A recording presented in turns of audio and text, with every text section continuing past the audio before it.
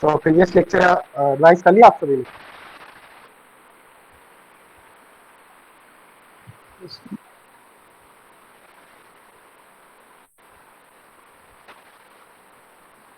Note send कर दिया था ना मैंने? नोट सेंड किया था या नहीं?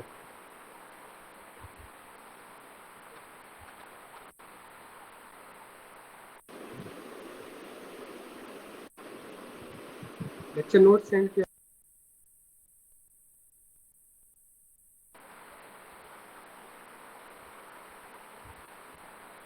Okay, so we'll continue thermodynamics. So today we will see reversible and irreversible processes.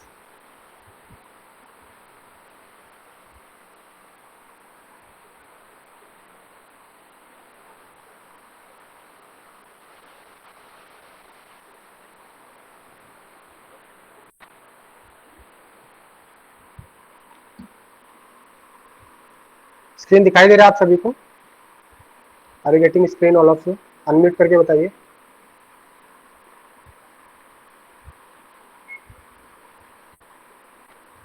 Screen दिखाई दे रहा है क्या?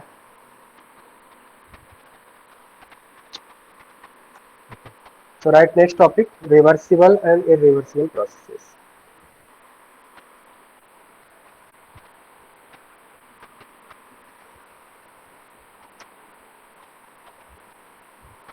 Reversible and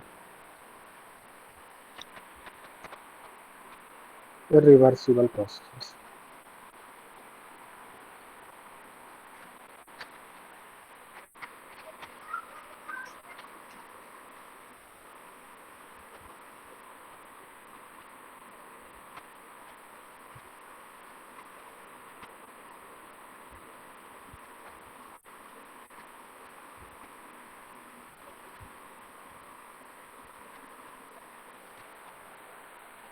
So what are reversible and irreversible processes?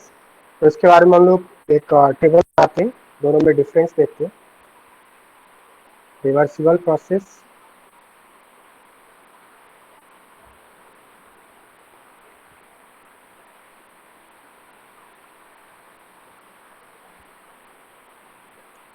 या irreversible प्रोसेस।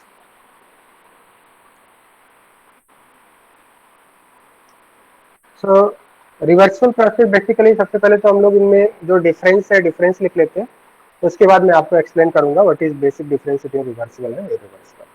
तो first of all right definition, processes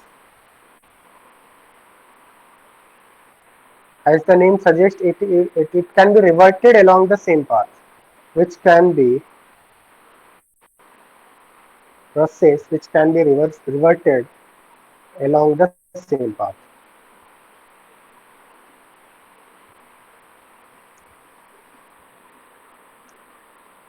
Okay, whereas irreversible process में irreversible में आप लिखिए which cannot be reverted।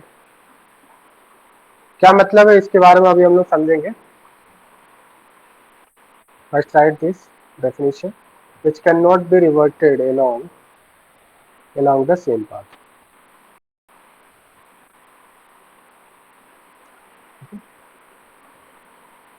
Second point लिखेंगे आप इसमें, जो आपका रिवर्सल प्रोसेस होता है in this process, driving and opposing force, driving and opposing force differ by negligible amount.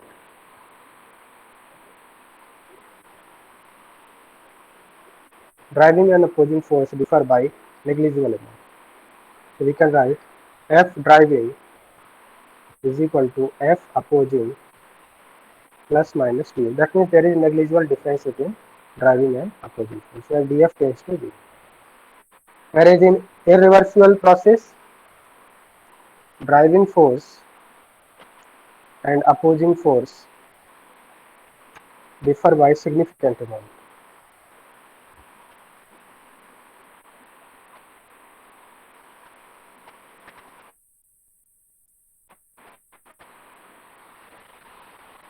Differ by, we can write F driving is equal to F opposing plus minus delta F. Delta F means a large difference. Delta F, this do not tend to 0. तो मतलब क्या है, एक बार हम लोग इसको देख लेते हैं पहले, उसके बाद हम लोग डेफिनेशन लिखेंगे।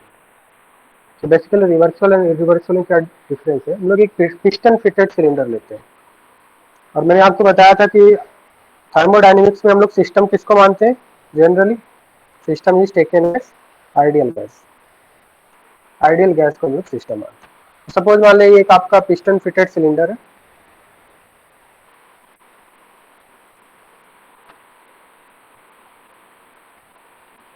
पिस्टन फिटेड सिलेंडर, इस सिलेंडर के अंदर आपका आइडियल गैस प्रेजेंट है, IG.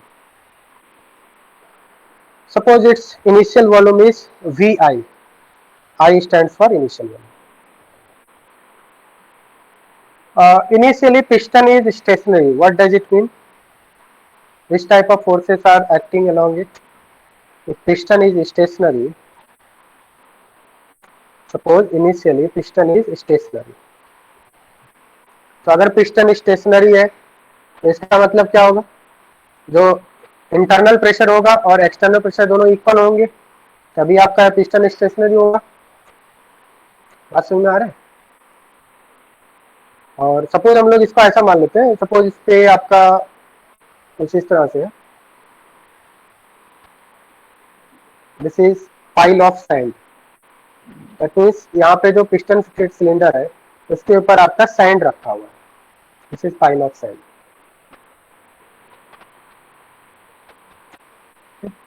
This is pile of sand.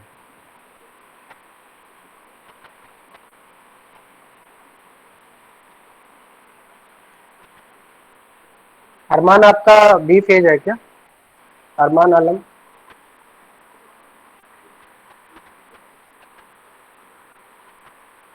Arman आपका बी फेज है क्या?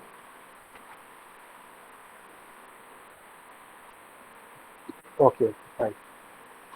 So this is pile of sand over this piston fitted cylinder, और यहाँ पे इसके अंदर आपका आइडियल गैस प्रेजेंट है। Suppose this is 1 kg sand. अब इनिशियली सपोज पिस्टन स्टेशनरी है, स्टेशनरी इसका मतलब क्या है, जो बाहर से फोर्स लग रहा है और जो आपका इंटरनल फोर्स है दोनों इक्वल होगा, तभी आपका पिस्टन स्टेशनरी होगा। इतनी बात समझ में आ रहा है? अब अंदर आपका गैस प्रेजेंट है तो गैसेस क्या करेंगे, प्रेशर लगाएंगे पिस्टन के ऊपर। हाँ सर। ठीक है, इसको क्या बोलेंगे हम लोग, इसको हम लोग पी गैस से रिप्रेजेंट करेंगे, दैट मींस अंदर से एक प्रेशर लगाएंगे।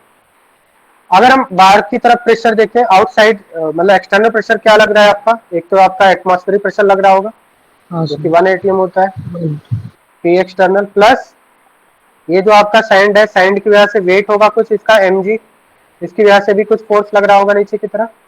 बात समझ में आ रहा है? तो इसका मतलब क्या हम लोग बोल सकते हैं, एक पिस्टन इज स्टेशनरी, इसका मतलब क्या है, जो इंटरनल प्रेशर है that is equal to P ATM, that means atmospheric pressure plus pressure due to sand. क्या हम लोग ऐसा बोल सकते हैं, pressure exerted due to sand. मतलब बाहर से आपका दो प्रेशर लग रहा है, एक एटमॉस्फेरिक प्रेशर 1 atm और दूसरा सैंड की वजह से प्रेशर लग रहा है, अंदर गैस का प्रेशर है। अगर आपका पिस्टन स्टेशनरी है इसका मतलब दोनों तरफ से जो फोर्स है वो क्या होगा, बैलेंस होगा। इतनी बात समझ में आ रहा है क्या? हाँ सर।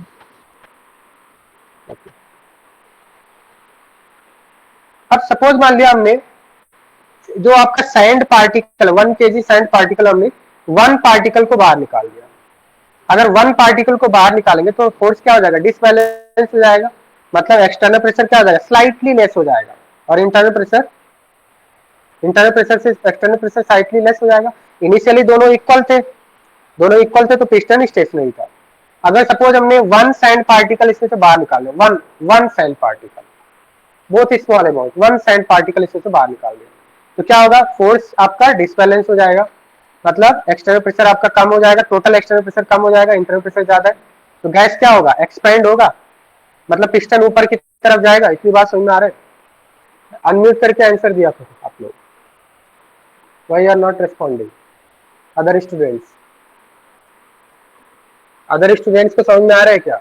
मतलब हमने क्या किया, यहाँ पे पाइल ऑफ सैंड है, 1 पार्टिकल को निकाल गए, तो 1 पार्टिकल करके अगर आप निकालेंगे तो पिस्टन स्लोली ऊपर जाएगा। बात समझ में? इस प्रोसेस को हम लोग बोलते हैं रिवर्सिबल प्रोसेस। मतलब मान ले सपोज हमें पूरा ये सैंड पार्टिकल बाहर निकालना है, और हम लोग ये जो प्रोसेस कर रहे हैं वो कई सारे इनफाइनाइट स्टेप्स में कर रहे हैं। मतलब एक सैंड पार्टिकल निकाला थोड़ा सा ऊपर गया, दूसरा सैंड पार्टिकल निकाला थोड़ा सा और ऊपर जाएगा, थर्ड सैंड पार्टिकल निकला और ऊपर जाएगा। इस तरह से स्लोली स्लोली करके ये आपका, सपोज इनिशियली 1 लीटर था, 1 लीटर से 5 लीटर तक गया, तो 1 लीटर से 5 लीटर में मल्टीपल स्टेप्स में जाएगा, इनफाइनाइट नंबर ऑफ स्टेप्स में जाएगा। तो ऐसे प्रोसेस को हम लोग बोलते हैं रिवर्सिबल प्रोसेस, जिसमें आपका, अगर हम यहाँ पे देखें, अगर वन सैंड पार्टिकल आपने यहाँ से निकाला है, तो क्या ड्राइविंग फोर्स और अपोजिंग फोर्स में ज्यादा डिफरेंस आएगा? बहुत ही स्लाइट डिफरेंस होगा। जो वन सैंड पार्टिकल का मास है उसकी वजह से डिफरेंस आएगा। तो दैट्स व्हाई क्या हम लोग ऐसा बोल सकते हैं कि driving force and opposing forces differ by negligible amount in reversible process. Reversible process multiple steps में होता है, इनफाइनाइट नंबर ऑफ स्टेप्स में होता है। मतलब हमें वॉल्यूम को इंक्रीज करना है but infinite number of steps में हो रहा है, स्लोली स्लोली इंक्रीज हो रहा है, एक एक पार्टिकल करके निकाल रहे हैं। तो ऐसे प्रोसेस को हम लोग रिवर्सिबल प्रोसेस बोलते हैं। ठीक है, तो सपोज मान लिया आपका इनिशियल वॉल्यूम 1 लीटर था और फाइनल वॉल्यूम आपको लेके जाना है 5 लीटर पे, तो इनफाइनाइट स्टेप्स में जा रहा है ये। तो ऐसे इसको हम लोग बोलेंगे रिवर्सिबल प्रोसेस। एक और केस लेते हैं हम लोग, ये रिवर्सिबल में देखो आप कैसा होगा।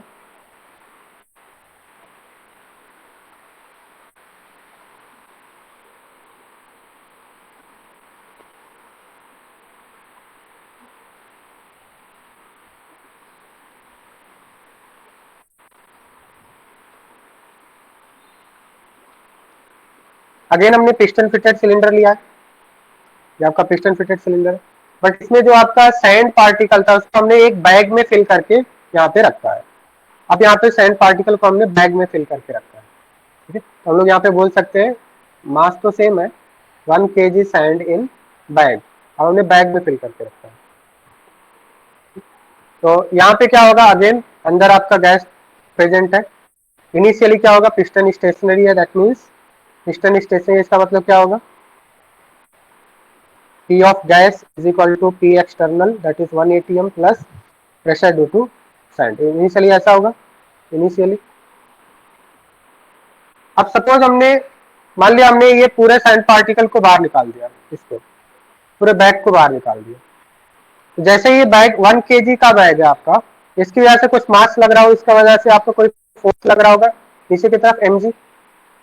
ठीक है, और फोर्स की वजह से प्रेशर भी लग रहा होगा। ठीक है, फोर्स पर यूनिट एरिया। तो जैसे ही अगर सपोज मान ले यहाँ पे तो हम लोग 1 पार्टिकल करके निकाल रहे थे, तो स्लोली स्लोली पिस्टन ऊपर जा रहा था। अगर हम अचानक से इसको बाहर निकाल दे, रैपिड, ऑल ऑफ सडन पूरे इस बैग को बाहर निकाल दिया हमने, यहाँ से उठा दिया, तो पिस्टन तेजी से ऊपर जाएगा, बात समझ में आ रहा है? और 1 लीटर से बहुत ही फास्ट आपका 5 लीटर की तरफ जाएगा। तो ऐसे प्रोसेस को बोलते हैं जो फाइनाइट स्टेप्स में होते हैं। यहाँ पे कितने स्टेप लगेंगे, फाइनाइट स्टेप्स में होते हैं, 1 स्टेप या 2 स्टेप होते हैं। ऐसे प्रोसेस को हम लोग इररिवर्सिबल प्रोसेस बोलते हैं। ऐसे प्रोसेस को हम लोग इररिवर्सिबल प्रोसेस बोलते हैं। बात समझ आ रहा है आपको? अब यहाँ पे अगर हम देखें ड्राइविंग फोर्स कौन सा है जो वॉल्यूम को इंक्रीज कर रहा है, अंदर की तरफ ड्राइविंग फोर्स लग रहा है, और अपोजिंग फोर्स कौन है जो इसको ऊपर जाने से रोक रहा है? अपोजिंग फोर्स कौन सा है? External P atmospheric pressure opposing force है। तो यहाँ पे ड्राइविंग फोर्स और अपोजिंग फोर्स में क्या नेग्लिजिबल डिफरेंस है? जैसे ही आप इसको हटाएंगे बहुत ही ज्यादा डिफरेंस आएगा। बात समझ में आ रहा है? क्योंकि ये पूरा मास आप हटा रहे हैं। तो यहाँ पे इसका मतलब, यहाँ पे हम लोग क्या ऐसा बोल सकते हैं कि यहाँ पे ड्राइविंग फोर्स और अपोजिंग फोर्स में बहुत ही लार्ज डिफरेंस है, सिग्निफिकेंट अमाउंट का डिफरेंस है। तो हम लोग यहाँ पे डेल्टा एफ लिखेंगे, और delta F does not tend to 0। तो जब हमने पाइल ऑफ सैंड रखा था, 1 पार्टिकल को निकाल रहे थे, तो पिस्टन ऊपर स्लोली स्लोली ऊपर जा रहा था, मल्टीपल स्टेप में जा रहा था, इनफाइनाइट स्टेप में जा रहा था, तो इसको हम लोग बोलेंगे रिवर्सिबल प्रोसेस। ऐसे प्रोसेस को हम लोग रिवर्सिबल प्रोसेस बोलते हैं। और reversible process can be reverted along the same path. मतलब हम लोग जब चाहे, अगर सपोज मान लिया 1 पार्टिकल हमने निकाला, तो ये पिस्टन थोड़ा सा ऊपर गया, अगर 1 पार्टिकल वापस से रख दिया तो अगेन पिस्टन नीचे चला जाएगा। मतलब यहाँ पे एक्सटर्नल फोर्स और इंटरनल प्रेशर में ज्यादा डिफरेंस नहीं है, क्योंकि हमने स्मॉल अमाउंट ऑफ प्रेशर का डिफरेंस देखा है, हमने एक एक पार्टिकल को निकाल रहे हैं। तो यहाँ पे क्या होता है, रिवर्सल प्रोसेस में अगेन जो आपका पिस्टन ऊपर जाएगा और वापस से सेम पाथ से आपका पिस्टन नीचे आ सकता है। सेम पाथ का मतलब इधर कांस्टेंट टेम्परेचर और कांस्टेंट प्रेशर, इस तरह से हम लोग सेम पाथ से नीचे की तरफ ले जा सकते हैं। बट इसमें अगर हम देखें इररिवर्सल प्रोसेस में, तो इररिवर्सल प्रोसेस में हम लोग ऑल ऑफ सडन वर्क कर रहे हैं। मतलब पूरे हमने बैग को ऑल ऑफ सडन बाहर निकाल दिया, बैग को बाहर निकाला, तो इसका मतलब यहाँ पे एक्सटर्नल प्रेशर और इंटरनल प्रेशर बहुत ही लार्ज डिफरेंस है। तो हम लोग एक बार आपका सपोज मान लिया 1 लीटर से 5 लीटर पर गया, तो वापस से अगर आपको सेम पाथ से जाना, मतलब सपोज आइसोबैरिक पाथ है या फिर आइसोथर्मल पाथ है, तो सेम पाथ से ये नहीं आता है रिवर्सल प्रोसेस में। तो कंक्लूजन ये है कि जो आपका रिवर्सल प्रोसेस है वो मल्टीपल इनफाइनाइट स्टेप्स में होता है, ठीक है, और जो इरिवर्सल प्रोसेस है वो फाइनाइट स्टेप्स में होता है, 1 स्टेप या 2 स्टेप या 3 स्टेप में होगा। की बात समझ में आ रहा है सभी को? Yes sir.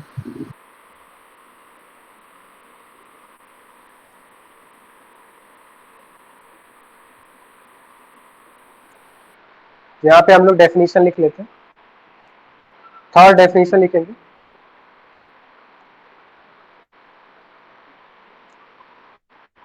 Third difference is reversible process is slow process, isn't it?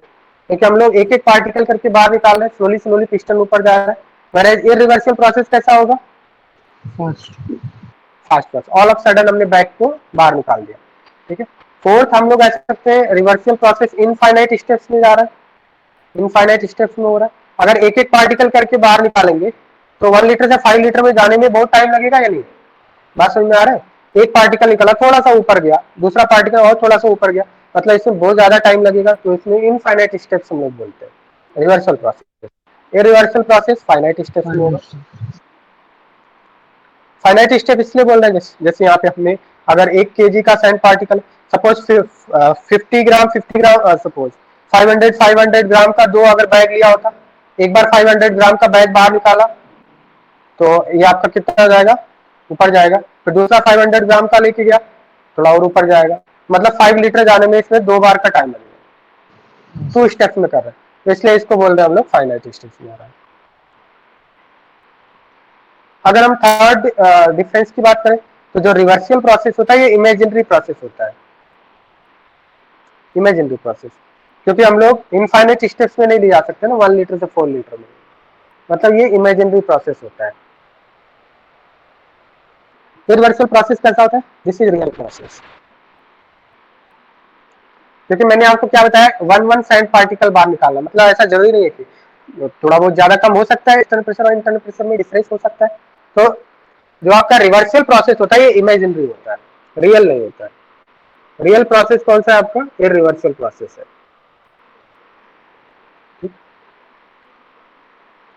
Six हम लोग यहाँ पे डेफिनेशन में लिख सकते हैं, 6 point of difference is system and surrounding in reversible process, system and surrounding are at thermodynamic equilibrium.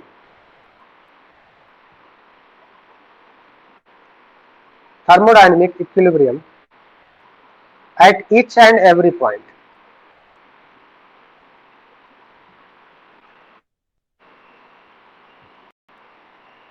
क्या मतलब है इसके बारे में समझाता हूं मैं आपको।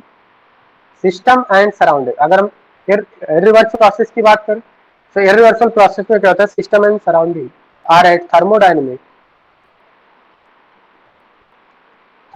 Equilibrium only at initial and final point.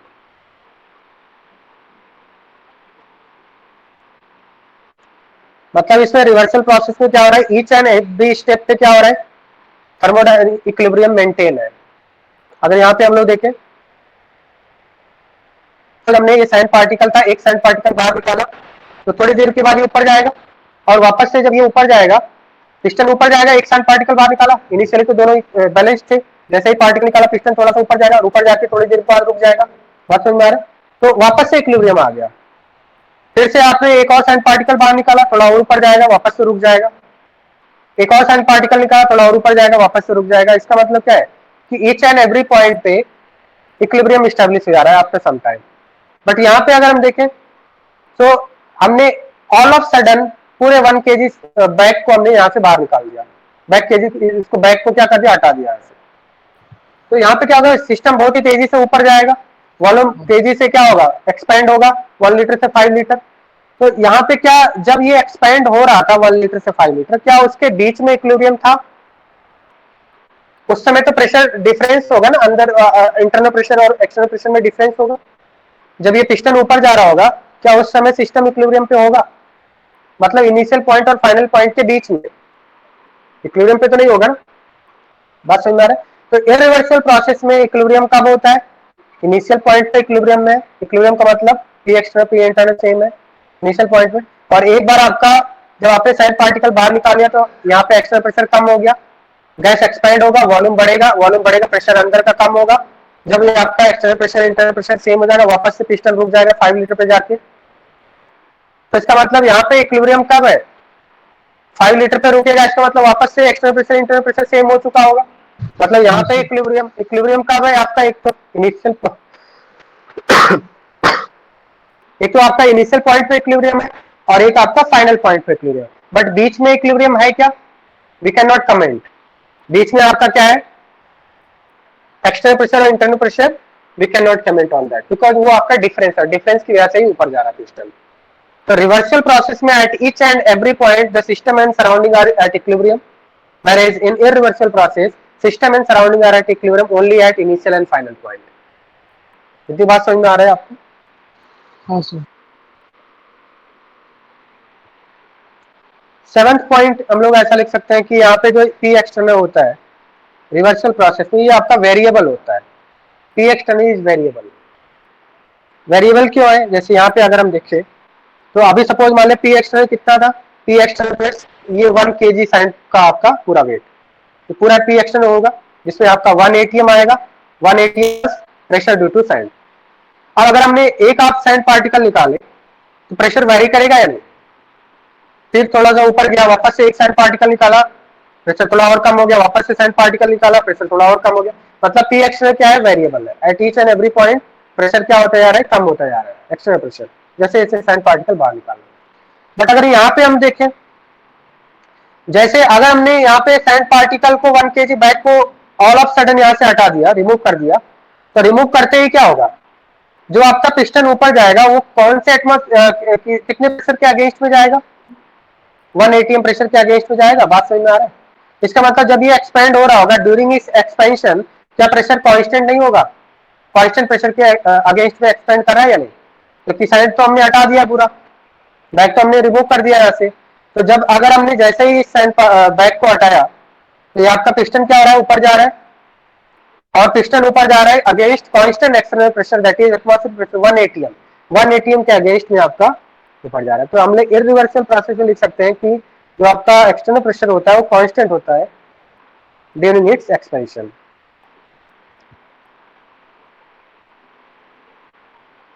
तो रिवर्सिबल में वेरिएबल होता है, इरिवर्सिबल में आपका एक्सटर्नल प्रेशर कांस्टेंट होता है। इतनी बात समझ में आ रहा है?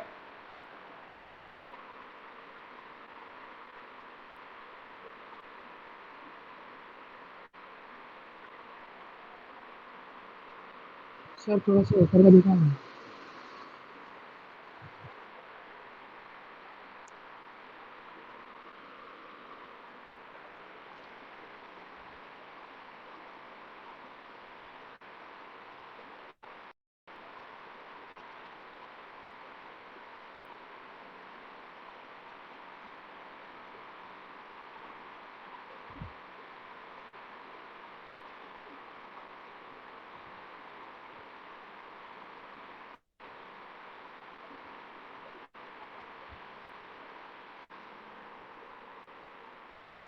इतनी बात समझ में आ रहा है या नहीं, बताइए। Yes sir. Second point, okay, हाँ, कॉपी कर लीजिए, all of you copy this.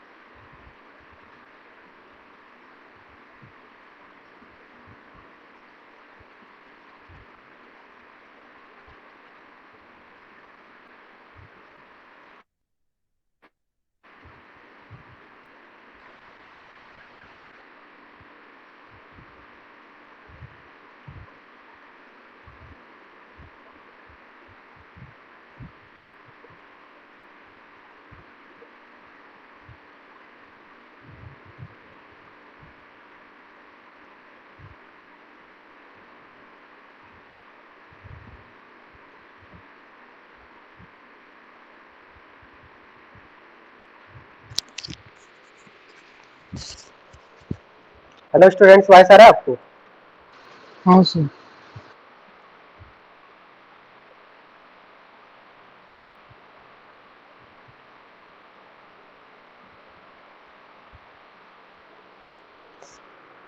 Copy कर लिया आपने? हाँ सर।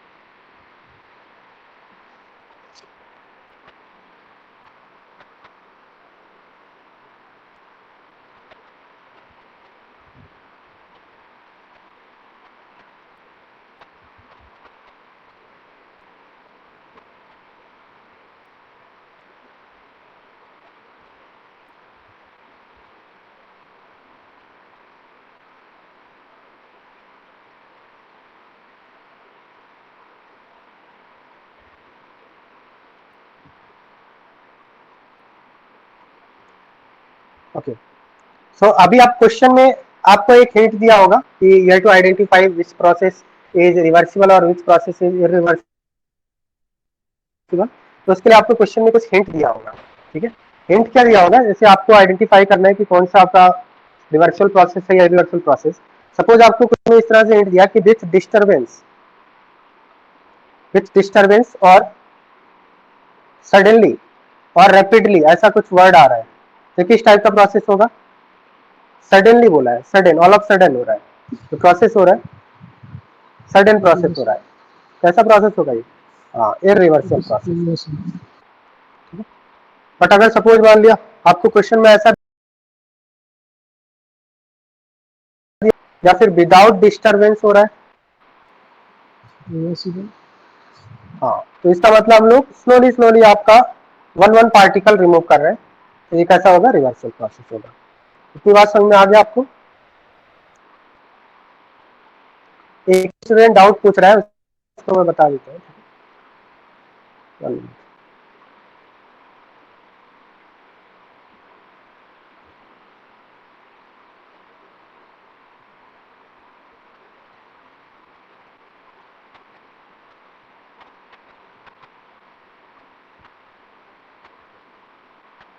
जस्ट 1 मिनट है। हाँ सर।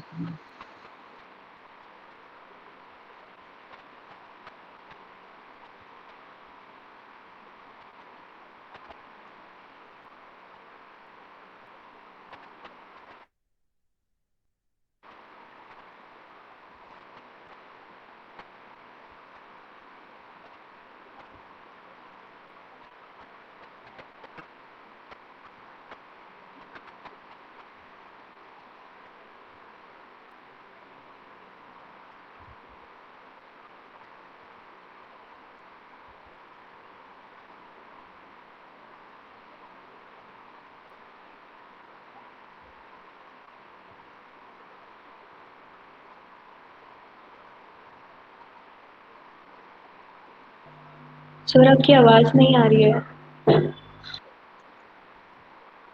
1 मिनट, हाँ, ये मैं आपको एक डाउट बता रहा हूँ, आपको इसको सॉल्व कीजिए, ठीक है? Just wait. हाँ,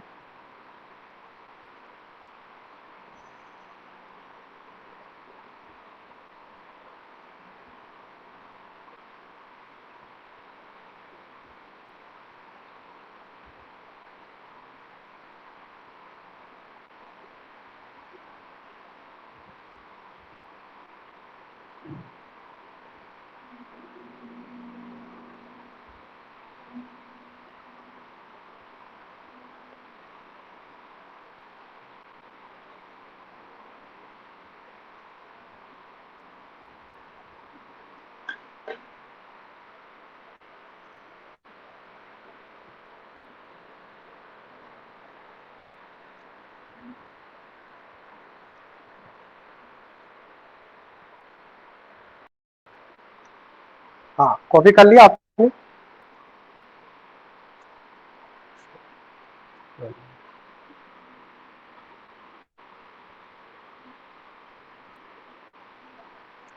हाँ, यहाँ तो कॉपी कर लिया आप सभी ने? कितनी समझ में आ रहा है आपको बात, बताइए। हेलो, वॉइस नहीं आ रहा है, हाँ सर। कुछ बोलेंगे? ठीक है। सो नेक्स्ट टॉपिक हम लोग देखेंगे thermodynamic quantities. Okay, next topic is thermodynamic quantities.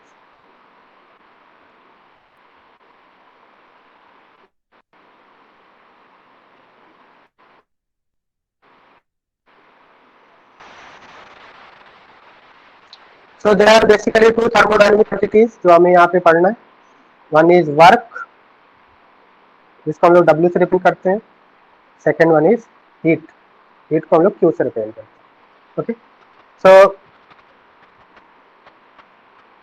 जब भी हम लोग वर्क या हीट की बात करेंगे, तो बेसिकली एनर्जी ट्रांसफर करने के दो तरीके हैं हमारे पास, आइदर बाय वर्क और बाय हीट।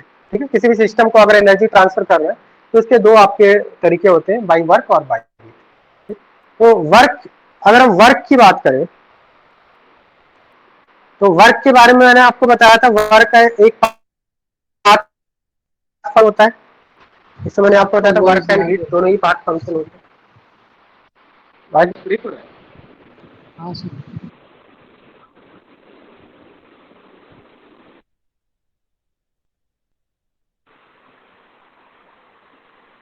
वॉइस आ रहा है क्लियरली? हाँ हेलो सर। स्टूडेंट्स, वॉइस आ रहा है क्या क्लियरली? वर्क आपका हो गया W, W is a path function, जैसा मैंने आपको बताया था। अब हमें क्या करना है कि वर्क निकालना है। ठीक है, तो वर्क बेसिकली टू टाइप के होते हैं। अगर हम यहाँ पे ब्रॉडली क्लासिफाई करें, वर्क बेसिकली टू टाइप के होते हैं। पीवी वर्क, हम लोग इसको ऐसा क्लासिफाई कर सकते हैं, PV work and non PV work. हमें यहाँ पे सिस्टम क्या मानना है, जैसा मैंने आपको पहले ही बता चुका हूँ। थर्मोडायनेमिक्स से सिस्टम किसको मानते हैं? Ideal gas in piston fitted cylinder. Ideal gas को हम लोग सिस्टम मानते हैं और उस पर हम लोग स्टडी कर रहे होते हैं। System is ideal gas in piston fitted cylinder. तो वर्क आपके टू टाइप के होते हैं, इनको हम लोग ब्रॉडली टू टाइप में क्लासिफाई कर सकते हैं, PV work and non PV work.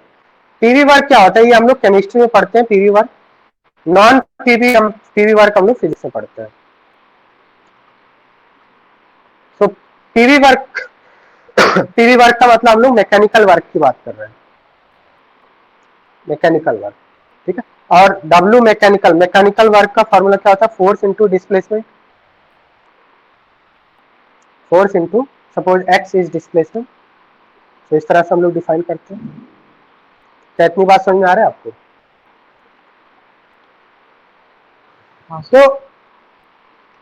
अगर हम नॉन पीवी वर्क की बात करें, नॉन पीवी वर्क में आपका इलेक्ट्रिकल वर्क आता है।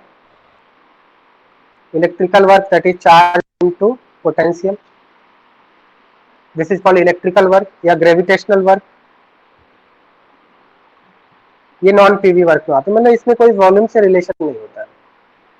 अगर इलेक्ट्रिकल वर्क की बात करें तो चार्ज इनटू पोटेंशियल, कोई भी आपका सपोज इलेक्ट्रिक फील्ड के सराउंडिंग में हमने किसी चार्ज पार्टिकल को रखा है, तो कितना वर्क करेगा, उसके अंदर कितनी एनर्जी आएगी, कितना वर्क करेगा वो। तो अपोजिट चार्ज ये क्या करता है, अपोजिट टर्मिनल की तरफ ये प्रोसीड करेगा। जैसे ही आप बैटरी ऑन करेंगे तो तुरंत स्टार्ट हो जाएगा माइग्रेट करना अपोजिट टर्मिनल की तरफ, पॉजिटिव की तरफ, नेगेटिव पॉजिटिव की तरफ। तो क्या इससे क्यों कोई वॉल्यूम का रिलेशन है इलेक्ट्रिकल वर्क में? वॉल्यूम से कोई मतलब है यहाँ पे? चार्ज इनटू पोटेंशियल, यहाँ पे तो पोटेंशियल से मतलब है।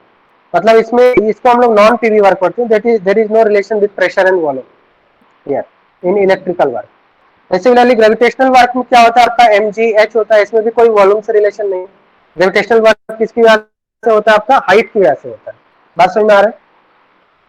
तो इन दोनों को हम लोग electrical work and gravitational work को हम लोग नॉन पीवी वर्क बोलते हैं। यहाँ पे वॉल्यूम से कोई रिलेशन नहीं है, बट केमिस्ट्री में जो हम लोग पढ़ते हैं वो हम लोग मैकेनिकल वर्क के बारे में पढ़ने वाले हैं, यहाँ पे पीवी वर्क के बारे में पढ़ने वाले हैं। तो पीवी वर्क बेसिकली होता कैसे, तो इसके बारे में हम लोग यहाँ पे लिख लेते हैं। PV work is obtained by PV work is obtained when a system that is ideal gas is taken in a cylinder fitted with movable piston.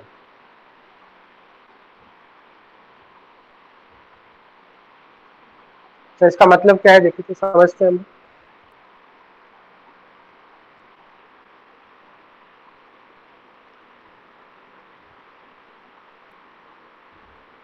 Suppose मान लिया हम लोग एक पिस्टन फिटेड सिलेंडर लेते हैं।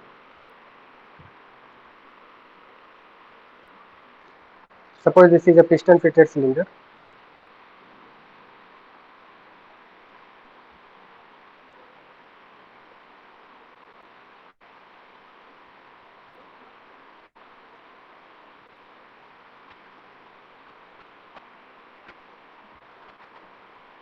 उसके अंदर हमने आइडियल गैस फिल किया।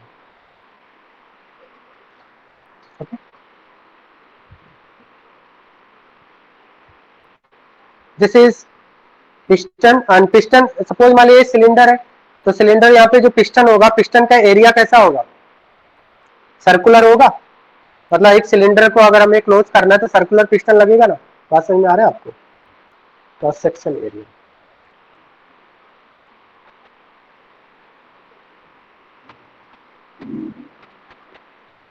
सपोज मान लिया गैस एक्सपेंड कर रहा है हम लोग, सपोज मान लिया इसको हीट कर रहे हैं हम लोग और गैस आपका एक्सपेंड कर रहा है। इनिशियल वॉल्यूम आपका V1 है एंड फाइनल वॉल्यूम आपका V2 है। Suppose expansion of gas takes place, expansion of gas takes place. तो अगर गैस को एक्सपेंड करना है तो कितना वर्क करना पड़ेगा, हम लोग इसके बारे में स्टडी कर रहे हैं। ठीक, अगर इस गैस को एक्सपेंड करना है V1 to V2, 1 litre to 2 litre ऐसा सपोज अज्यूम कर लीजिए, तो कितना वर्क करना पड़ेगा, that we have to find.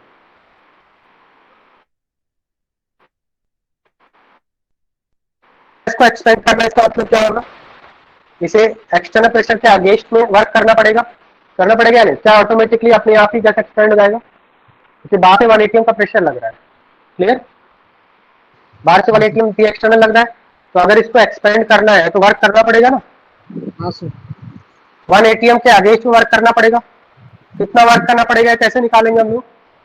Suppose मान लिया इसने डी एक्स डिस्टेंस ऊपर गया, ठीक है पिस्टन, तो पिस्टन को डी एक्स डिस्टेंस अगर ऊपर ले जाना है, मतलब यहाँ पे वॉल्यूम इंक्रीज कर रहा है। Suppose small change in volume DV है और डीवी इंक्रीज करने के लिए स्मॉल वर्क करना पड़ेगा। For small change in volume there will be small work. तो ये कितना हो जाएगा, फोर्स इनटू डिस्प्लेसमेंट, यही होगा। फोर्स कितना लगाना पड़ेगा, जितना आपका एक्सटर्नल प्रेशर है उसके इक्वल फोर्स लगाना पड़ेगा अंदर से गैस को। अगर इस गैस को एक्सपेंड करना है, ऊपर जाना है, पिस्टन को ऊपर जाना है, तो इसको 1 एटीएम के अगेंस्ट में वर्क करना पड़ेगा। कितना फोर्स अंदर से कितना फोर्स लगाना पड़ेगा, एग्जैक्टली 1 एटीएम के इक्वल या मोर देन 1 एटीएम। तो फोर्स इंटू डिस्प्लेस, क्या फोर्स को ऐसा लिख सकते हैं, P external into area, pressure is equal to force upon area होता है। यहाँ से force is equal to P into A लिख सकते हैं, इंटू डी एक्स लिख सकते हैं क्या? अब यहाँ पे एक एक्स्ट्रा नेगेटिव साइन लगाते हैं, वो अभी मैं लास्ट में लगा दूंगा negative sign. Area into DX क्या होगा, एरिया इंटू कितना होगा, डीवी होगा। एरिया इंटू कितना होगा, ये चेंज इन वॉल्यूम होगा। सिलेंडर का एरिया कैसे निकालते हैं, सिलेंडर का वॉल्यूम कैसे निकालते हैं, area of section into height. क्या इतनी बात समझ में आ रहा है आपको? Area of cross section of piston, तो जब हम लोग डीएक्स से मल्टीप्लाई कर देंगे तो ये एक्स्ट्रा वॉल्यूम आ जाएगा। की बात समझ में आ रहा है? जितना वॉल्यूम आपका एक्सपेंड हुआ, नहीं समझ में आ रहा है?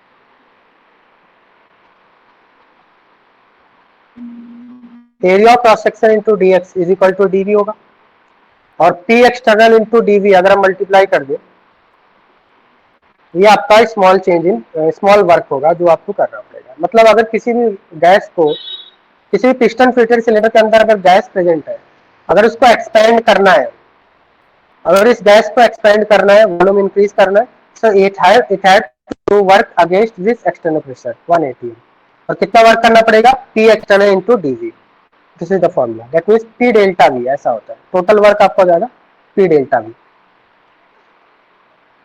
ठीक है, अब यहाँ पे क्या करते हैं, जब भी हम लोग एक्सपेंशन करते हैं तो एक्सपेंशन के लिए एक एक्स्ट्रा नेगेटिव साइन लगाते हैं। नेगेटिव साइन केमिस्ट्री में रिप्रेजेंट करता है एक्सपेंशन वर्क। नेगेटिव का मतलब होता है लॉस ऑफ एनर्जी, नेगेटिव का मतलब लॉस ऑफ एनर्जी, क्योंकि अगर आपका आइडियल गैस एक्सपेंड कर रहा है तो उसकी एनर्जी कम होगी, इंटरनल एनर्जी कम होगी, क्योंकि ये अपनी एनर्जी को खर्च कर रहा है, अपनी एनर्जी को स्पेंड कर रहा है टू एक्सपेंड। एक्सपेंड करने में इसको वर्क करना पड़ेगा। मान लो इसकी इंटरनल एनर्जी इनिशियली आपका U1 था, x किलो जूल की एनर्जी इसने एक्सपेंड कर दी, एक्सपेंड होने तो U1 minus x final internal energy. बात समझ में आ रहा है, इनिशियली सपोज 5 किलो जूल का एनर्जी और 3 किलो जूल सपोज आपका एक्सपेंड करने में स्पेंड हो गया, बचेगी 2 किलो जूल। दैट मीन्स यहाँ पे क्या होता है, जब भी कोई भी गैस एक्सपेंड करता है अगेंस्ट एक्सटर्नल प्रेशर, तो वहां पे हम लोग नेगेटिव साइन लगाते हैं। Negative means loss of energy, because during expansion gas loses its energy. Okay? So loss of energy or for expansion work always we have to put negative sign. तो small work के लिए आपका formula आ गया। तो total work अगर आपको निकालना, suppose ये तो आपका स्मॉल वर्क हो गया, स्मॉल चेंज इन वॉल्यूम के लिए टोटल वर्क निकालना तो इंटीग्रेशन करना पड़ेगा, बोथ साइड्स इंटीग्रेशन कर देंगे। डीवी का इंटीग्रेशन, सपोज इनिशियल वॉल्यूम आपका V1 था और V1 से हमें V2 वॉल्यूम पे जाना है, तो लिमिट यहाँ पे लगाएंगे V1 टू V2, ये क्या हो जाएगा आपका minus P external into delta we, इसको लिख सकते हैं। डीवी इंटीग्रेशन डेल्टा वी हो जाएगा, delta we means change in volume. अगर हम यहाँ पे लिमिट लगाएंगे V1 टू V2, तो इसको लिख सकते हैं minus P external V2 minus V1, ये हो जाएगा आपका टोटल वर्क W। तो अगर किसी गैस को एक्सपेंड करना है, so this much amount of work it has to do, minus P external into V2 minus V, or simply you can write or W is equal to minus P external into delta V, इस तरह से भी लिख सकते हैं। Sir ऊपर का दिखाना।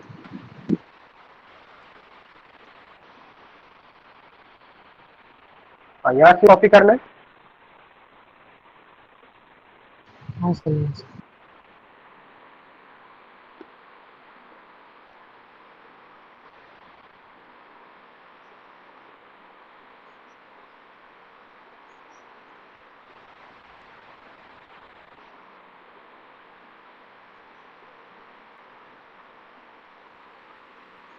Hello sir. सर आपने हाँ, इस मतलब थर्मोडायनेमिक क्वांटिटीज के पहले आपने कितने टॉपिक्स का आज सीखा है, कितने पेजेस का टॉपिक आज सीखा है? इसमें मैंने आज रिवर्सल एंड इरिवर्सल सिखाया। Okay sir. Reversal and 1 page and this 2 page, तो थर्मोडायनेमिक क्वांटिटी से ज्वाइन किया था। हाँ सर। हाँ, तो 2 पेज आप इसमें 2 पेज के बाद स्टार्ट करेंगे। सर आप पीडीएफ भेज दोगे ना?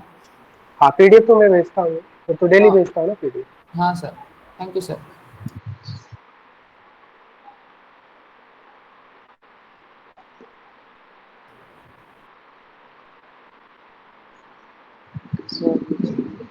हाँ हाँ, बताइए। सर नीचे देखो। सर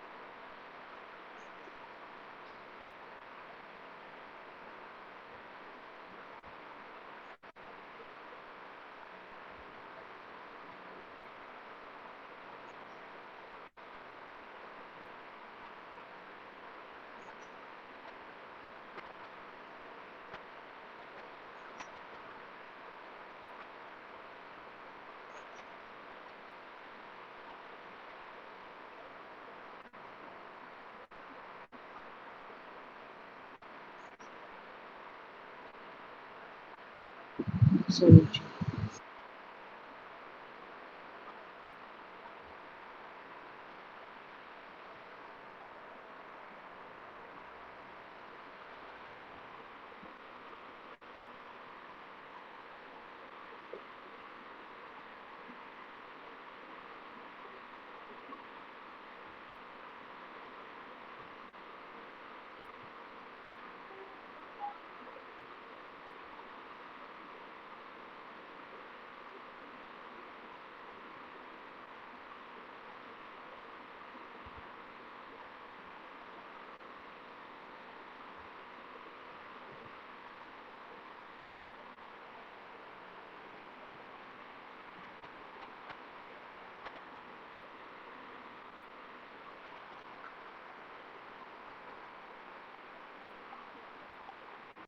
सर थोड़ा ऊपर का दिखाइए ना। 1 minute.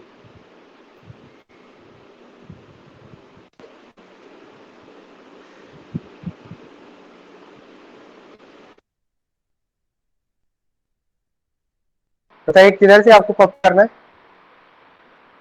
सर बराबर है, यही रखो। हाँ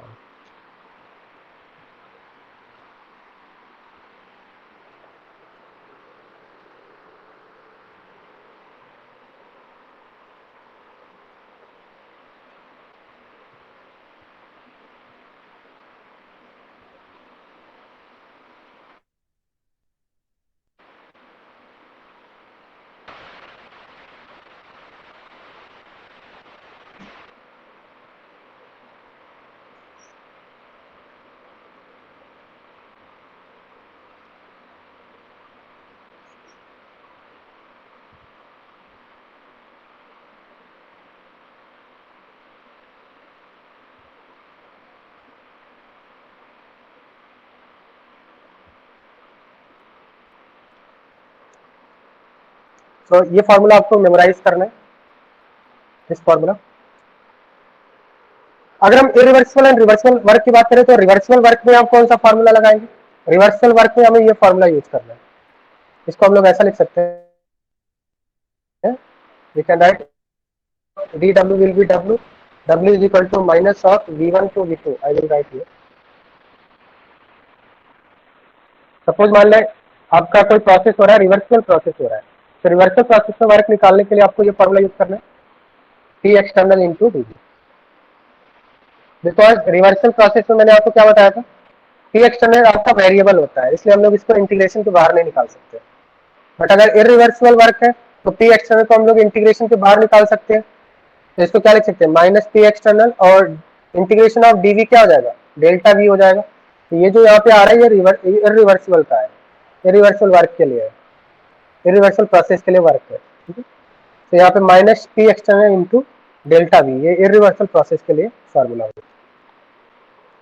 तो अगर आपको क्वेश्चन में गिवन है कि रिवर्सिबल प्रोसेस हो रहा है, so you have to apply this formula. You cannot take P external outside the integration because it is variable. But in irreversible process, P external को हम लोग बाहर निकालेंगे इंटीग्रेशन पे और dv को इंटीग्रेट कर दिया डेल्टा v और v2 माइनस v1 लिख सकते हैं। इतनी बात समझ में आ रहा है?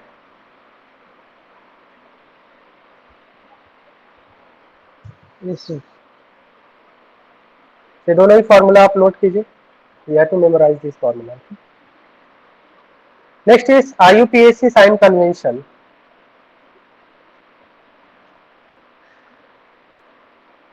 IUPAC sign convention of work in chemistry.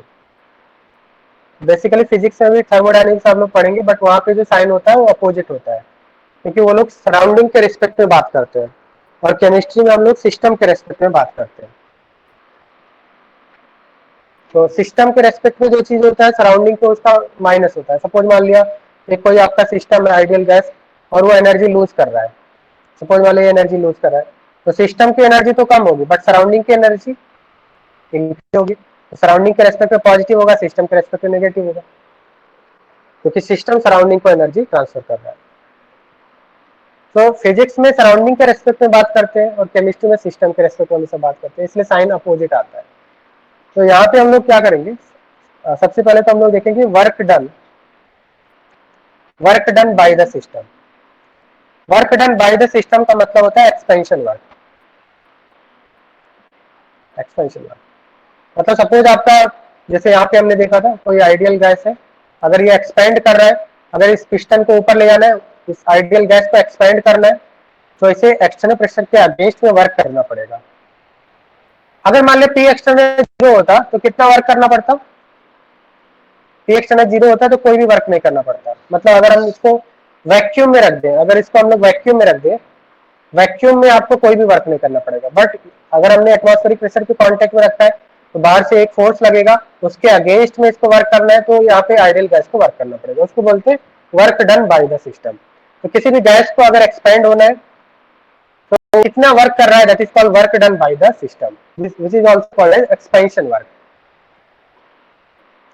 क्या हम लोग इसको ऐसा बोल सकते हैं, work done by the system को work done on the surrounding बोल सकते हैं?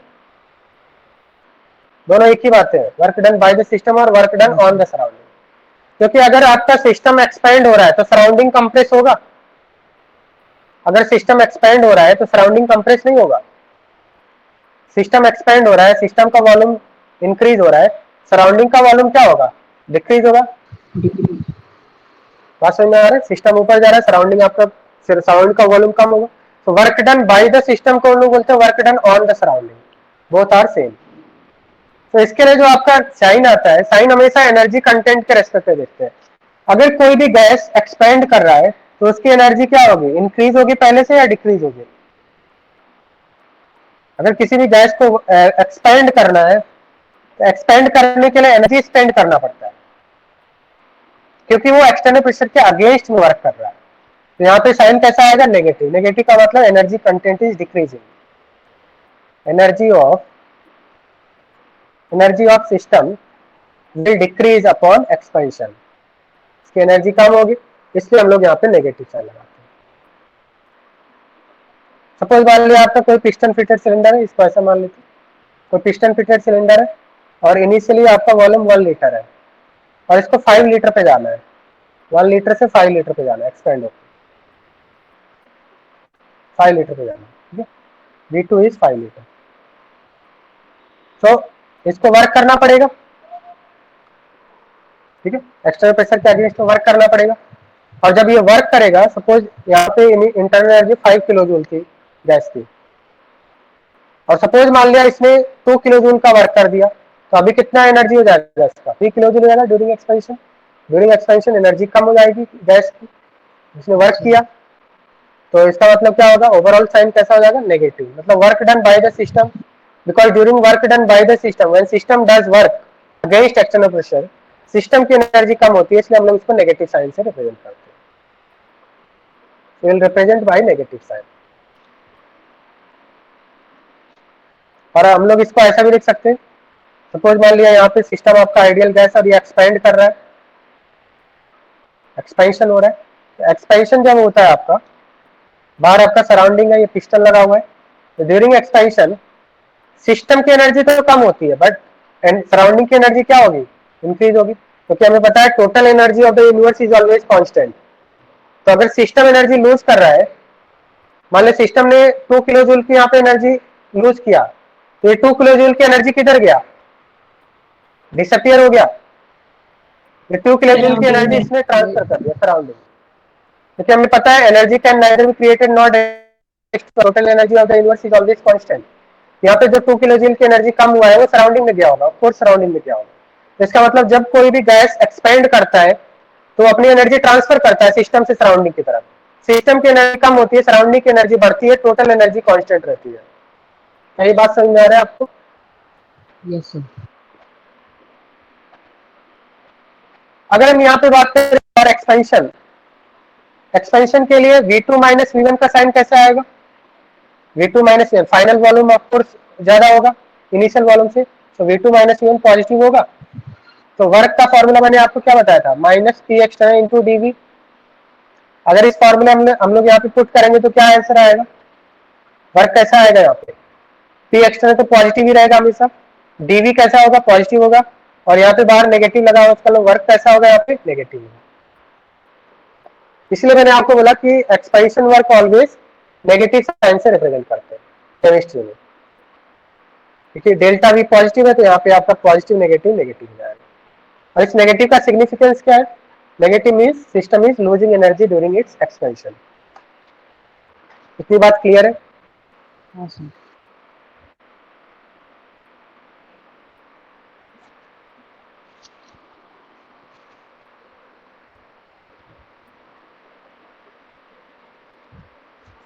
Second is work done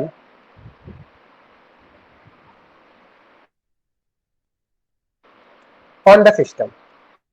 इसके पहले हमने देखा work done by the system और work done on the system. What do you mean by work done on the system? Work done on the system का मतलब होता है कंप्रेशन। ये सभी टर्म्स आपके थर्मोडायनामिक्स से बार बार आएंगे।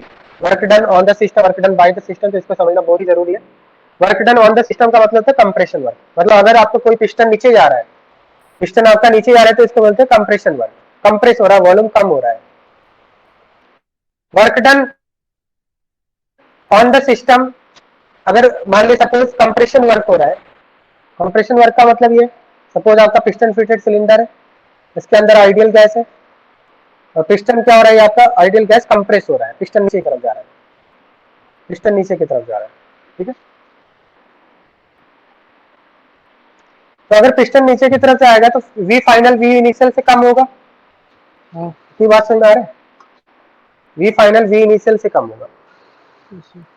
और अगर आपका बाहर से आपका एनर्जी लग रहा है, बाहर से आपका, और ये पिस्टन को कंप्रेस कर रहा है, वॉल्यूम कम हो रहा है, तो वॉल्यूम कम होगा, तो यहाँ पे एनर्जी क्या होगा? एनर्जी इंक्रीज होगा। बात समझ में आ रहा है? यहाँ पे सिस्टम की एनर्जी क्या होगी? इंक्रीज होगी। यहाँ पे पॉजिटिव साइन लगाएंगे। पॉजिटिव का मतलब increase in energy of system, increase in energy of system.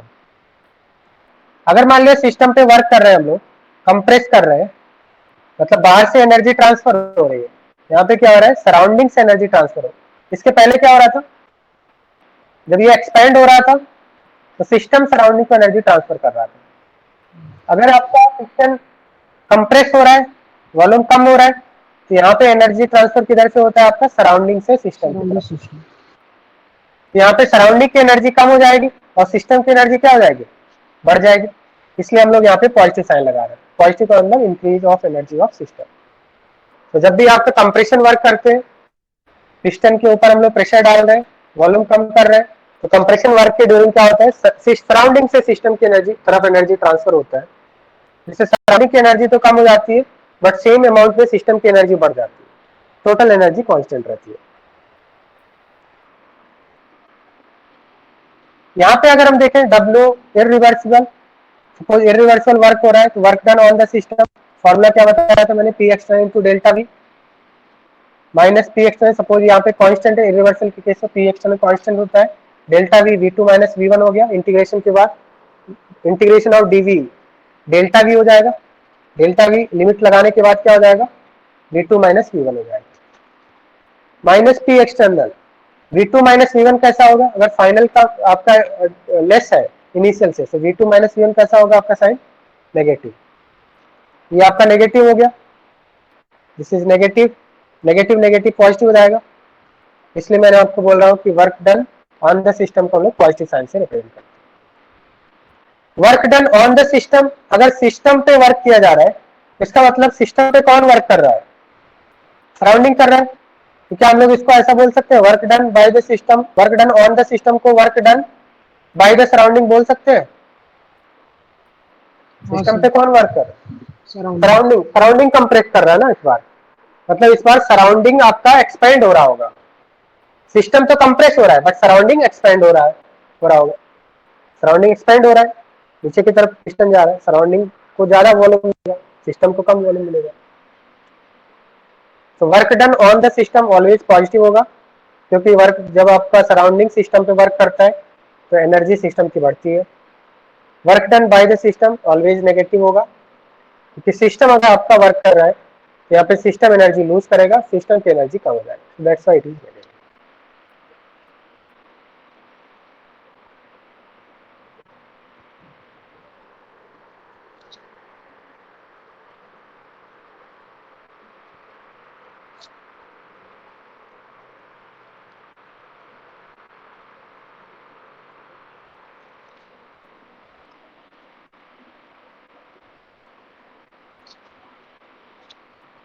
अगर हम यूनिट ऑफ वर्क की बात करें, unit of work is joule, calorie, ATM litre, bar litre. These are the unit of work. Work done by the system or work done on the system. Joule और calorie तो आपको पता है, 1 calorie 4.2 joule, 4.18 joule. क्या ATM litre और bar litre work का unit हो सकता है? If we have taken ideal gas as the system, क्या बार लीटर एटीएम लीटर हो सकता है? क्योंकि अभी थोड़ी देर पहले मैंने आपको क्या बताया, W is equal to P delta V होता है. प्रेशर का यूनिट क्या होता है? एटीएम होता है. डेल्टा वी वॉल्यूम, वॉल्यूम का यूनिट क्या है? लीटर. क्या वर्क का another unit ATM litre bar litre हो सकता है? हो सकता है नहीं. So ATM liter and bar liter are also unit of pressure. पर सिर्फ इस केस के लिए ना जिसमें गैसेस है. हाँ, या अगर आपका सिस्टम गैस, तभी ऐसा हम लोग करेंगे एटीएम लीटर बार लीटर. क्योंकि already I have told you in the starting of this chapter that यहाँ पे हम लोग सिस्टम क्या लेते हैं? System is always taken as ideal gas. System हम लोग यहाँ पे आइडियल गैस लेते हैं, इसी यहाँ पे लिखा हुआ है. अगर सिस्टम आइडियल गैस है तो हम लोग वर्क की यूनिट लिख सकते हैं एटीएम लीटर और बार लीटर. क्लियर?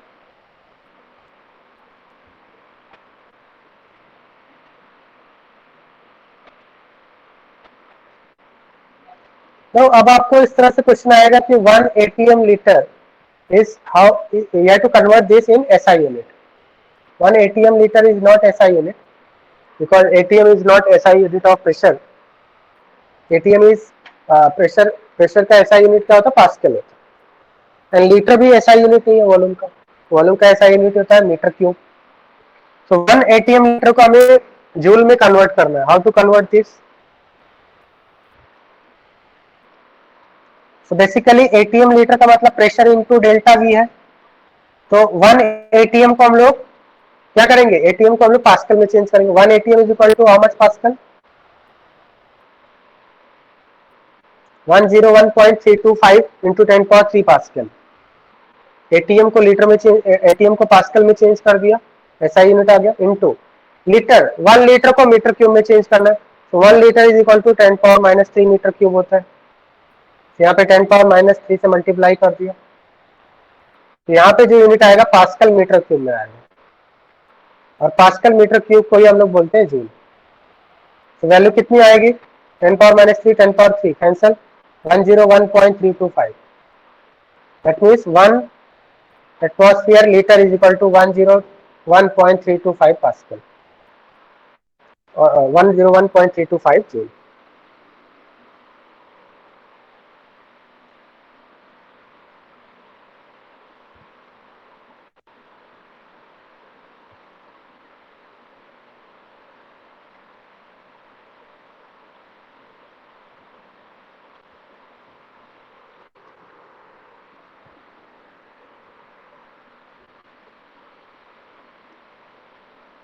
सपोज आपसे इस तरह से पूछा कि 1 बार लीटर को जूल में कन्वर्ट करना है तो कितना आएगा?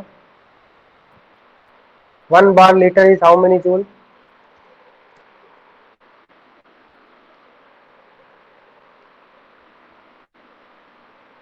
You have to convert 1 bar liter into joule.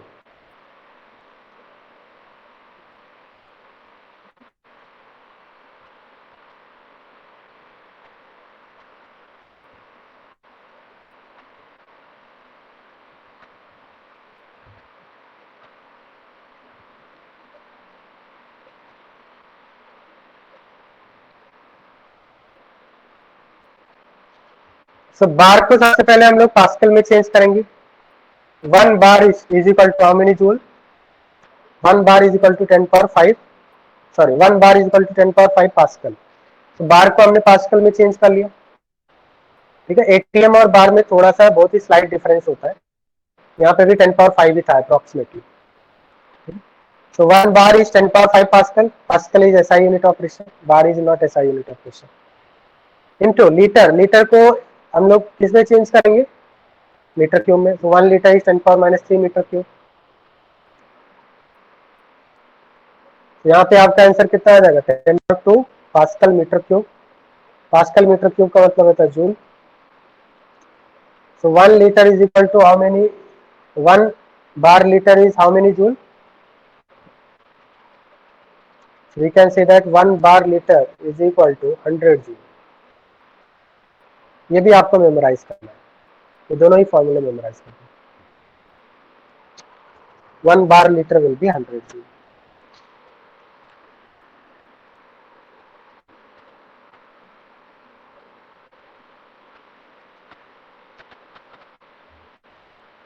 अगर हम यूनिट की बात करें तो हमारे पास ATM litre, bar litre, calorie and joule आया. ठीक है, unit of, we are talking about unit of work. तो वर्क के आपके डिफरेंट यूनिट है, जूल है, कैलोरी है, बार लीटर हो गया एंड एटीएम लीटर हो गया. इनको हमें ऑर्डर में अरेंज करना है. Which is the largest unit of work, this largest unit of work, which is largest unit of work among these.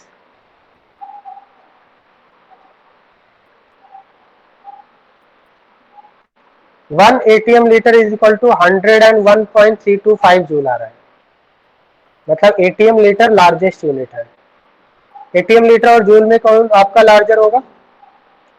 You can see here 1 ATM liter is 100 joule, approximately 100 joule. That means ATM liter is larger quantity, larger unit of pressure, larger unit of work. So maximum आपका होगा 1 ATM liter, largest unit. Then ATM liter के बाद आपका आएगा bar litre. इतने यहाँ पे 101 था, इधर 100 है. देन इसके बाद क्या आएगा? Calorie. 1 calorie 4.2 joule and minimum आपका जूल है. इतनी बात समझ में आ रहा है?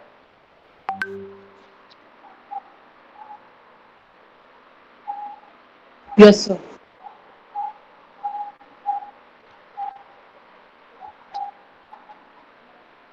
ओके, नेक्स्ट पॉइंट हम लोग लिखेंगे some important points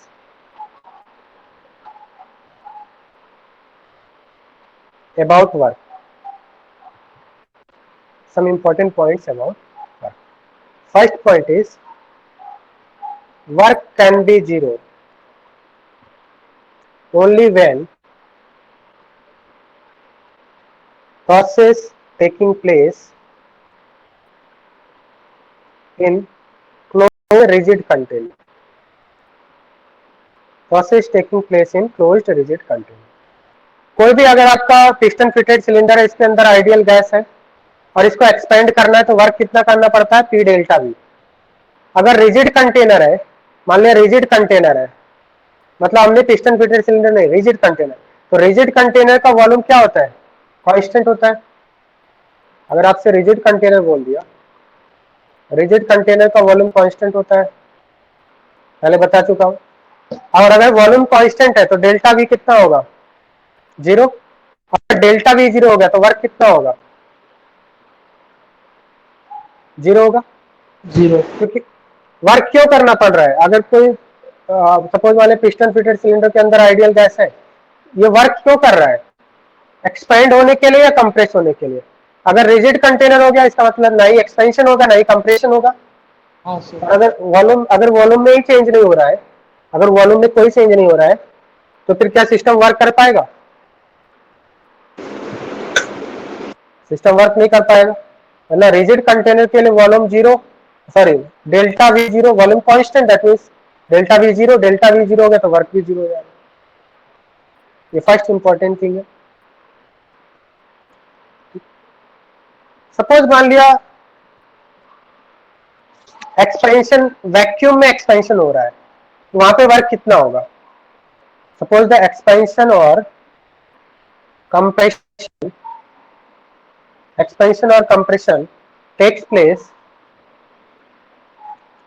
in vacuum.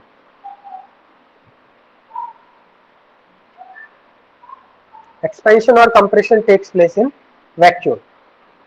तो यहाँ पे वर्क कितना होगा? Can you tell me? Zero.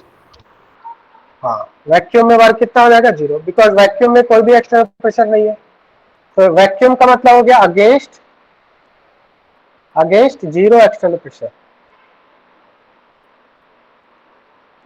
That means piston को कोई रोकने वाला नहीं है ऊपर से.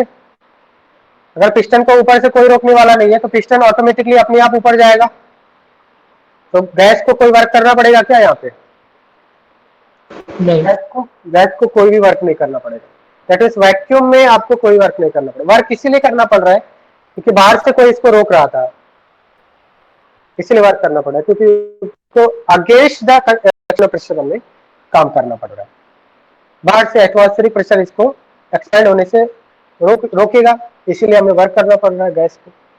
अगर बाहर का एक्सटर्नल प्रेशर जीरो हो जाए तो वर्क ऑफ कोर्स जीरो हो जाए।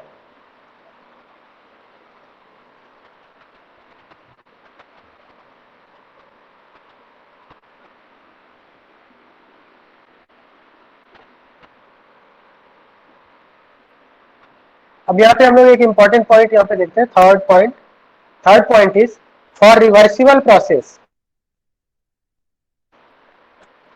फॉर रिवर्सिबल प्रोसेस मैंने आपको बताया था, रिवर्सिबल प्रोसेस में पी एक्सटर्नल क्या होता है, eight each and every point external pressure is variable, क्योंकि एक एक साइड पार्टिकल हम लोग बाहर निकाल रहे हैं।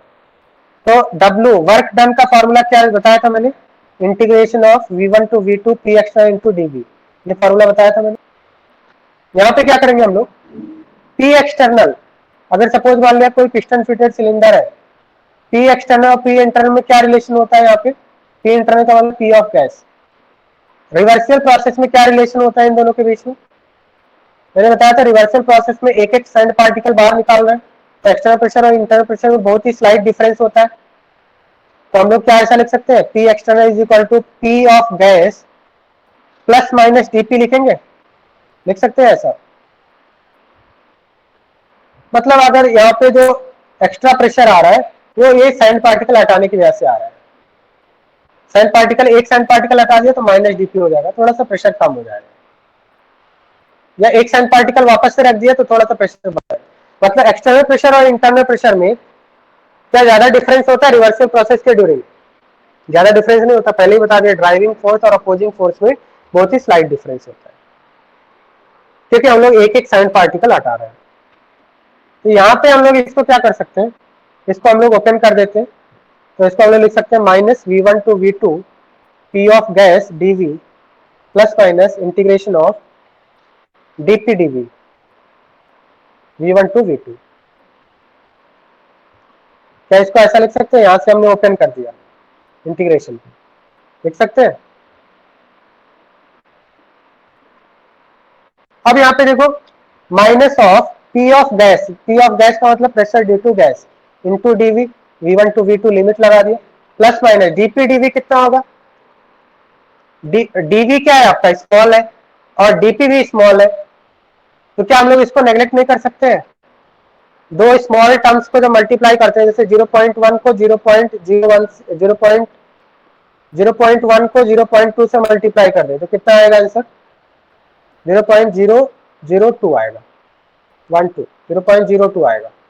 इसका मतलब पहले से भी कम हो जाता है, अगर दो स्मॉल इंटीजर्स को मल्टीप्लाई करते हैं तो पहले से भी कम हो जाता है, बात समझ में आ रहा है। तो यहाँ पे dP भी स्मॉल है, dV भी स्मॉल है, जब मल्टीप्लाई करेंगे तो और ज्यादा स्मॉल हो जाएगा, तो हम लोग क्या सेकंड टर्म को नेग्लेक्ट कर सकते हैं,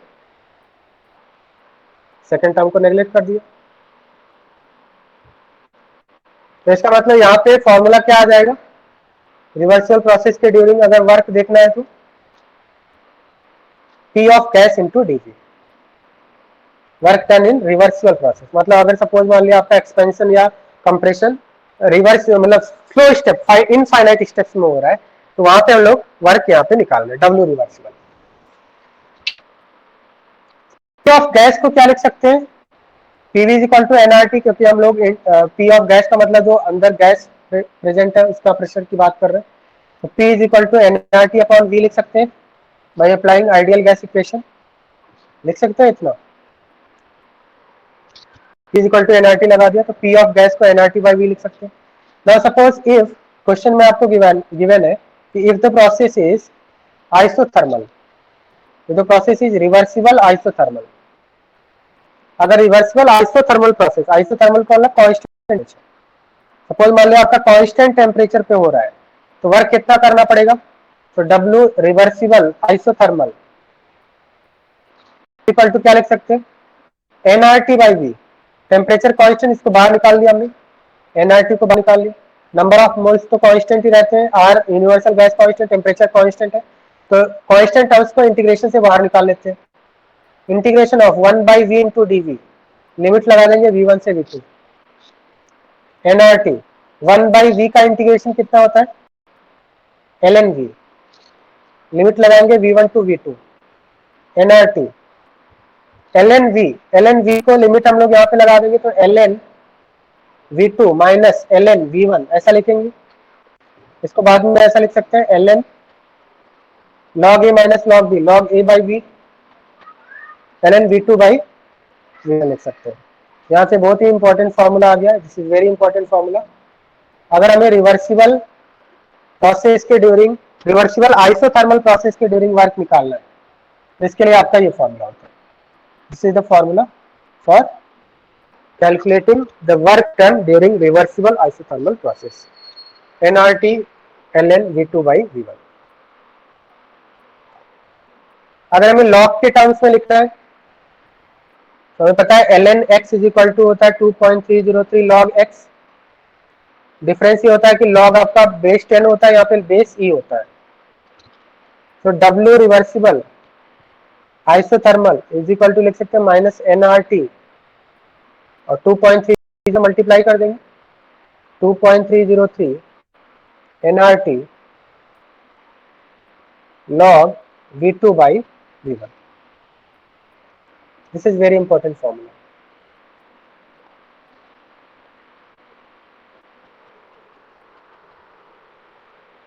V2 is the final volume, V1 is the initial volume। से अप्लाई कब करना है, मान ले सपोज आपका एक गैस है, पिस्टन फिटेड सिलेंडर, उसके अंदर गैस है और ये V1 से V2 वॉल्यूम एक्सपेंड कर रहा है और आपको क्वेश्चन में गिवन है रिवर्सिबल आइसोथर्मल। रिवर्सिबल आइसो मतलब जो आपका एक्सपेंड कर रहा है ड्यूरिंग एक्सपेंशन टेम्परेचर कांस्टेंट है। आपसे पूछा जाएगा कि वर्क कितना करना पड़ेगा गैस को 1 लीटर से 5 लीटर एक्सपेंड होने में, तो आप ये फॉर्मूला यूज करेंगे। टेम्परेचर गिवन होगा आपको, नंबर ऑफ मोल्स गैस का गिवन होगा, minus 2.303 nRT log v2 by v1। v2 is the final volume, suppose 5 litre था तो यहाँ पे 5 रखेंगे, v1 is the initial volume. क्या इतनी बात समझ में आ रहा है? Yes, sir.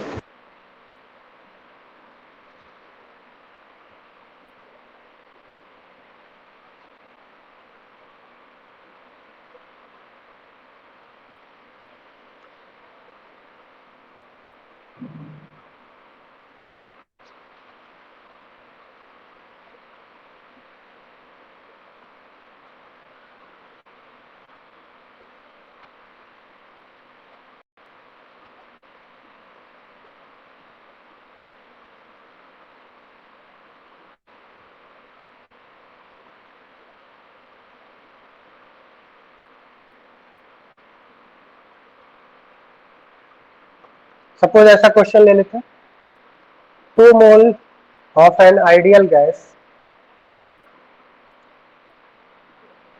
is expanded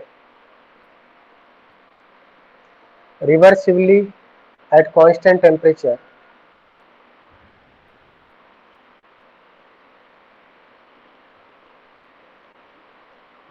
from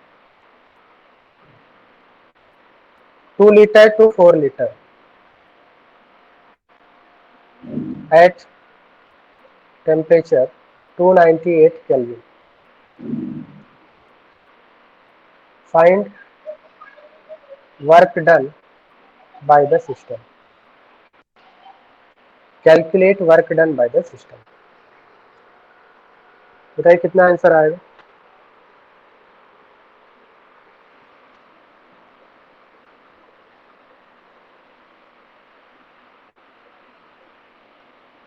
How to solve this question?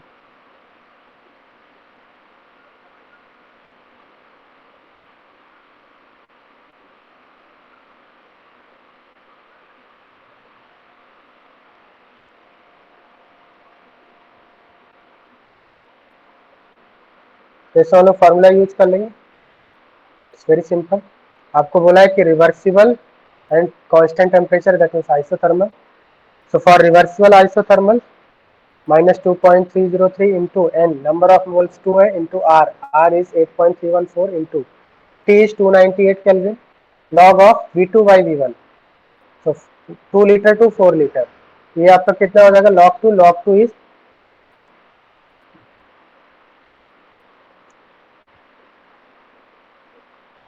8.314 into 298 into ये आपका log 2 हो जाएगा। log 2 इज 0.3010, तो इसको हम लोग 0.3 लिख सकते हैं, 0.3। तो यहाँ से आप सॉल्व कर सकते हैं, हो जाएगा। क्लियर? सॉल्व हो जाएगा क्या?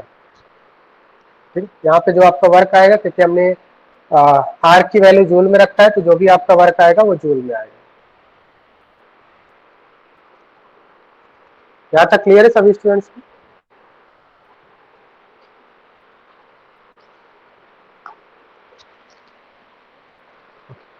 तो अभी आपका एक डाउट क्लास है, तो दैट्स ऑल फॉर टुडे। मैं आपको नोट सेंड कर दे रहा हूँ, इसको आपको रिवाइज करना है, ठीक है?